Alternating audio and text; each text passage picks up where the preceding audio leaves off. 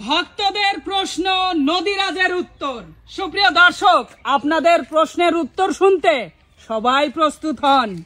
MD Raihan Ali, আমাদের এলাকায় একবার আপনাদের আসা উচিত।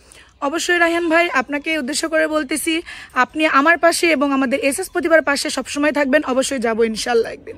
আচ্ছা, ধন্যবাদ। শামীম হাওলাদার, উস্তাদ এই শিল্পীর আরো গান চাই।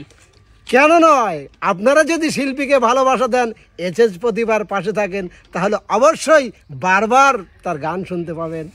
আচ্ছা আচ্ছা, ধন্যবাদ। আনোয়ার হোসাইন, অসাধারণ গায়কী, আপনাকে বলছি। ধন্যবাদ ভাইয়া আমার পাশে থাকার জন্য এবং আমার গানটা ভালো লাগার জন্য। গান যদি ভালো লাগে আপনারা অবশ্যই লাইক, কমেন্ট, শেয়ার করে আমাদের পাশে থাকবেন। আচ্ছা, এমএসটি পিঙ্কি, খাজা বাবার গান গাওয়ার সময় তোমার মাথায় কেন কাপড় ছিল না? সো সরি ভাইয়া, তবে আপনার এই কমেন্টের জন্য আজকে কি খুব সুন্দর করে মেয়ে মানুষ আপু, আই এম সরি, আমি বুঝতে পারি নাই। পিঙ্কি আপু, আমি আপনাকে বলতেছি, এই জন্যই এইবার আমি মাথায় কাপড় দিয়ে চলে এসেছি আপনাদের মাঝে। নদীরাজ, ধন্যবাদ। আচ্ছা, তারপরে হচ্ছে সাইফুল ইসলাম, চমৎকার কণ্ঠ। ধন্যবাদ ভাইয়া আপনাকে ভালো লাগার জন্য গানটি।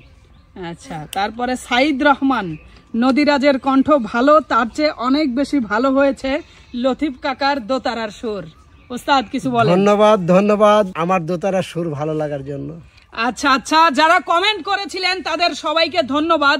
তবে আমাদের প্রশ্ন উত্তর পর্ব শেষ, এবার আমরা একটি গানে চলে যাচ্ছি। নদীরাজ, কি গান শুনবো এবার?